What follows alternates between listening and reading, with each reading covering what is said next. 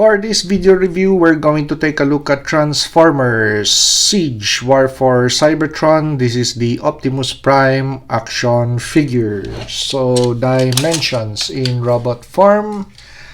Height of the figure, just below the 7-inch mark. Okay. So let's bring in the previous action figure that we reviewed, his mortal enemy. So it's going to be Megatron from the same toy line, Siege War for Cybertron. Okay, so height and compatibility, of course. If you have this guy, you have to have the other one. Okay, so in a previous video, what's new with this action figure? So we just added a little bit of scratch marks on the leg, nothing really fancy, just a little bit of paint. As for the type of paint, it's going to be just silver nail polish. Okay, so yep, on the leg and on the back too, and on the forearms, and including the crown of the barrel. So as if the weapons platform has been fired. Okay, there you go.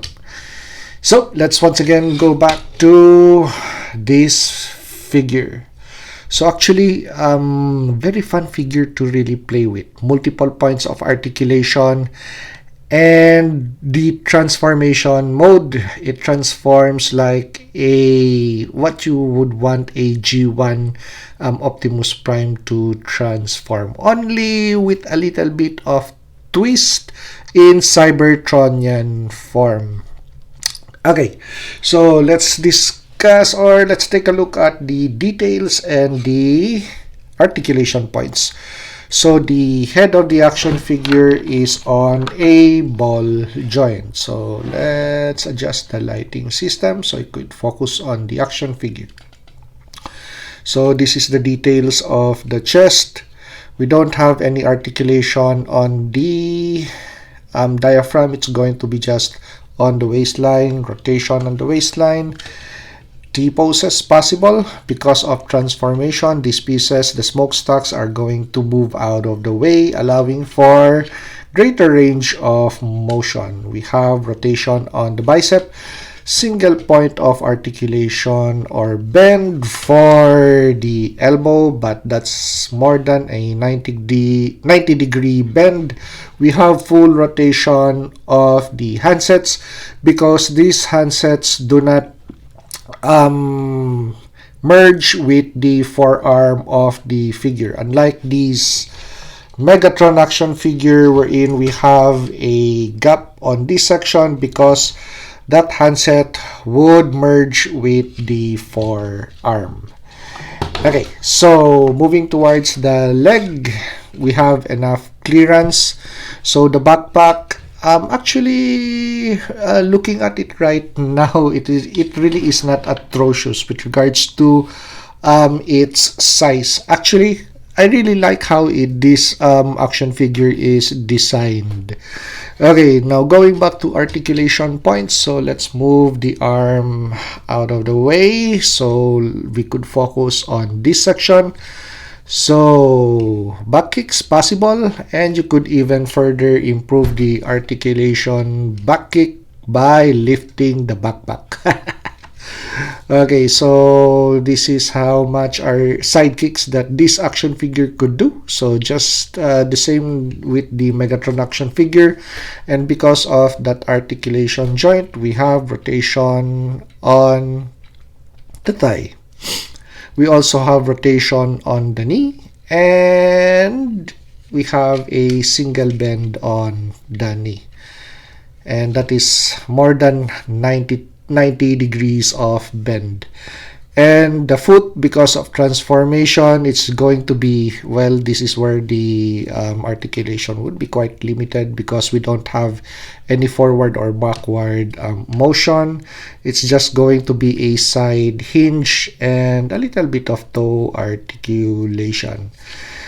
Okay, so Actually, this version has a lot of upgrades, including toy hacks, which I also did with another copy that I have on boards. So this is going to be your standard version. This has a little bit of toy hacks stickers on it. Actually, I had the whole toy hacks shebang on this action figure, but I only retained the shoulder Autobot symbols. The rest I took it off from the action figure because I have a better option for this figure just with a very simple marker pen, which really brings out the nice details of the action figure. So if you have a Molotov pen, so the pens that I use for this action figure is going to be the 2mm and the 1mm. Okay, so just a little bit of touches here and there, and it brought out the details of the action figure. So instead of covering the action figure up with a lot of stickers or decals, I could really now concentrate on panelining this action figure with either a Gundam marker or a Molotov chrome pen, just as you see on this action figure right now. So this used to have toy hack stickers, which I took off, and I just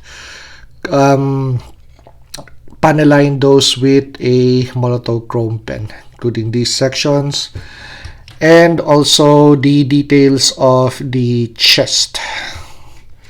So that is also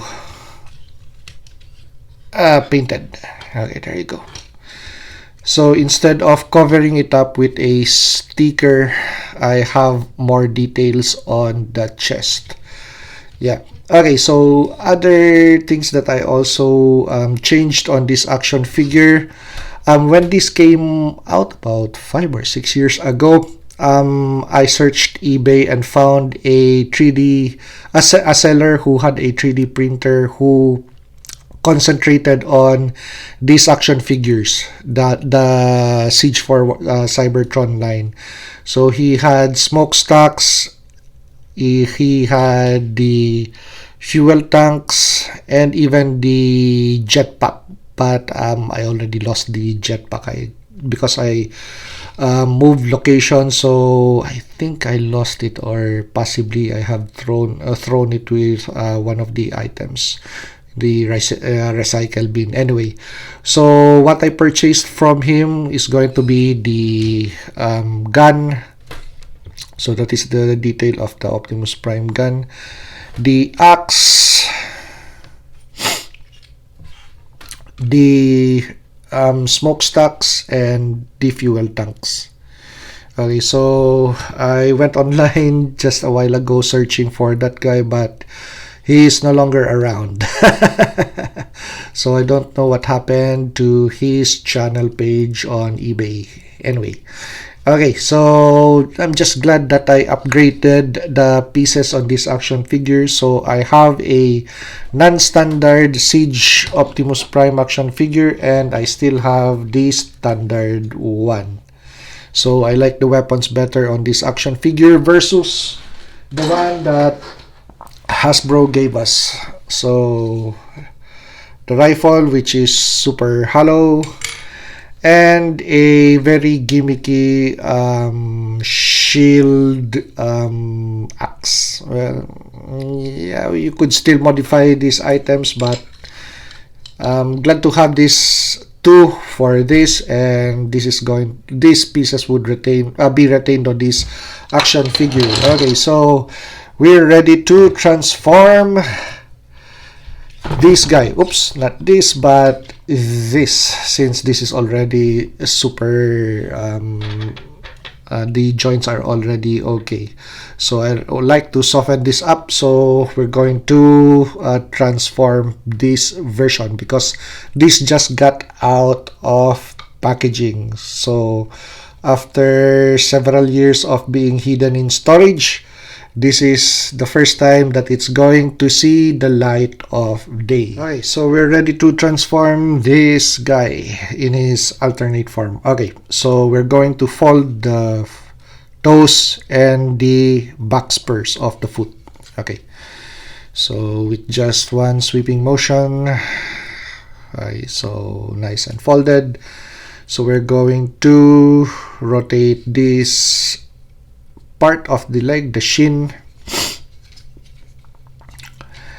and we're going to disengage this part, move it to the side, and we're going to fold it on this section, not that side but the other side. Okay, so same with this side. Now put it at an angle, and we're going to flip these back wheels to this side. Okay, so same thing with the other leg. Okay, and just retain it in this position. Okay, and then we're going to move towards this section, and we're going to raise the kneecaps. Okay, yeah. Okay, so just be careful not to detach these sections because they do love to detach. Okay, so just be gentle with lifting those sections out. Okay, oop, just like what happened right now. Okay, but actually it's very easy to pop them back in. Okay, now we're ready to form the leg. So you have those two connection points, nothing. Oh, actually we still have a peg and a joint on this section, peg and joint on this section. So you're going to form them into one piece that way, and just align the thighs a little bit. Okay, so let's check orientation. Now we're going to put the arms, just lift this side of the ball of the arm, so raise the smokestacks and put it at an angle, just like these two parts of the shin. Okay, now next thing is we're going to lift this section, and we're going to rotate that up, so put it at an angle this way. Okay, so let's lift the camera a little bit. Okay, now we're ready to detach the hip from the entire assembly. Okay, and place it at an L angle this way and realign the shin.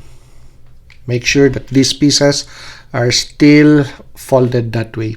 So that's going to be the last piece that you're going to fold in. Now we're ready to lower the front wheel. So take a hold of the front wheel, and it's nicely nestled in that cavity actually, and you're going to lower those and temporarily peg them into place. Okay, so let's put that section close to the camera.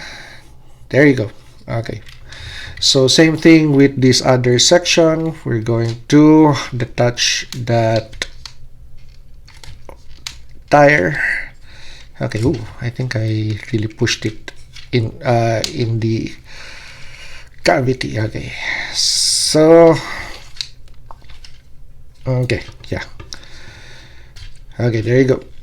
Okay, so once again, same thing. So we're going to peg that into place.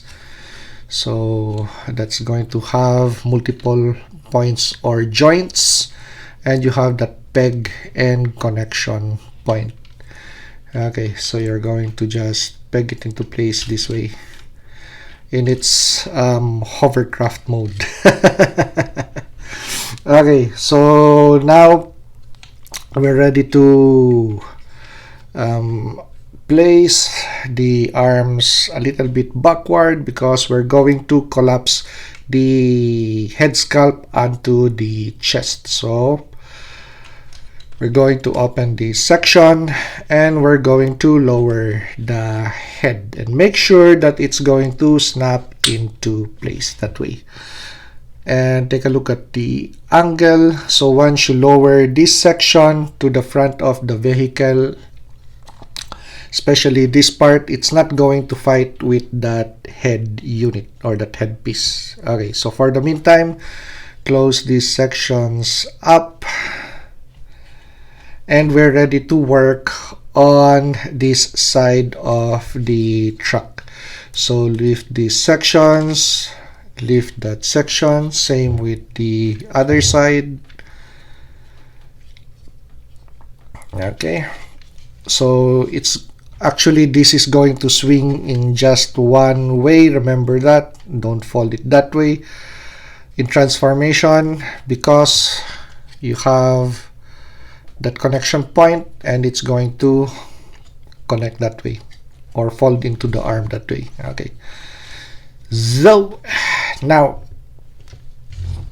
we're ready to move these sections to form the side of the truck cab. Okay, so lower the smokestacks and move the ball of the arm backwards that way, and this is going to just fall in place. So the handsets are going to nestle in that cavity. There you go. And this is going to form the side of the cab. There you go. Okay. So let's check orientation once again. So let's do the other arm. So just lower that a little bit so you could lower the smokestacks and move the ball of the arm backward, and the rest of the arm is going to fall into place on this side. Okay, so there you go. Check for alignment. Yes, we did it right this time. So we have those that peg and that joint, and it's going to snap into place in there. Same with this peg and joint, and it's going to snap there. Okay, now once again reopen the front of the cab, the chest area, and these sections you're going to open them up. Okay, and this piece is going to be the front of the bumper. There you go. Now this section is going to cover the roof line.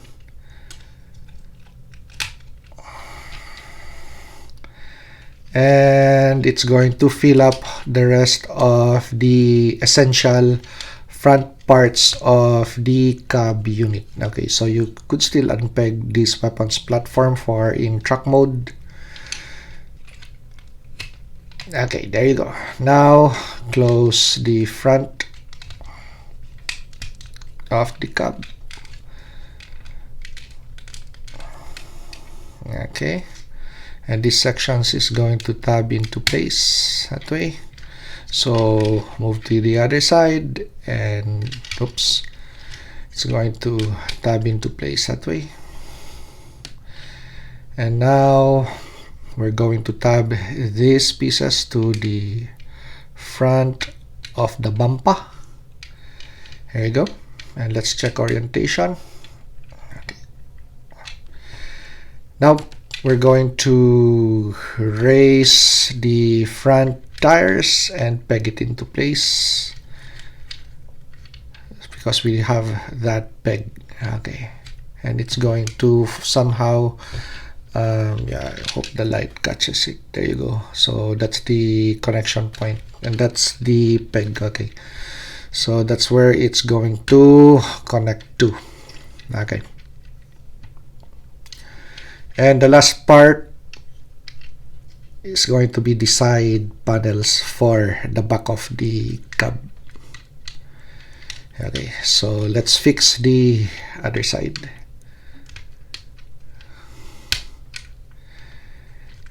There you go. So this is the details of Siege Optimus Prime in his truck form or alternate form. Okay, so details on the front, and actually those are going to be the headlights, the front grille, and those are going to be the weapon system of Optimus Prime in his truck form. Okay, so those are Gatling cannons. So for weapons attachment, by the ones that Hasbro gave us, so we have multiple points of weapons attachment. So 1, 2, 3, 4, 5, 6, and 7. Okay, so overall a very good looking truck mode, and it even has a Cybertron hover mode, so you could just lower the tires and lower the rear tires. So actually let's try that. So just do that, and this too is going to pegged into place that way. Okay, so let's check out the hover truck mode versus the wheeled truck mode. Okay, so your preference with regards to how you want to play with your Siege Optimus Prime action figure. Okay, so aside from the chrome panel lining that I did to this robot form of Optimus Prime, I also placed a little bit of dirt or scratch marks to the leg of the action figure, because actually all of the damage, battle damage parts is going to be on the thighs, the forearms, and on the front of the chest, or on the chest area actually. So just a little bit of nail polish here and there, so in this section to mimic mud. There you go. On the back too. And actually what I use is just going to be a very simple nail polish which you could buy at Walmart. So it's going to be this color, and less than $5 actually. So dries in 15 minutes, so you're ready to play with your action figure that with the upgrades really looks good. Okay, so without the axe, with the axe, yeah, really nice. Okay, so in this channel, it's all about the play. It's not about the latest and the greatest, or the hype of the latest and the greatest. So that's the way I enjoy my action figures. Yeah, I really don't mind whether they're old or what, as long as they're part of my collection. We're going to do a review on them, or a video. So if you like this review, like, comment, and subscribe to help me grow my channel. And see you on the next action figure or custom action figure review.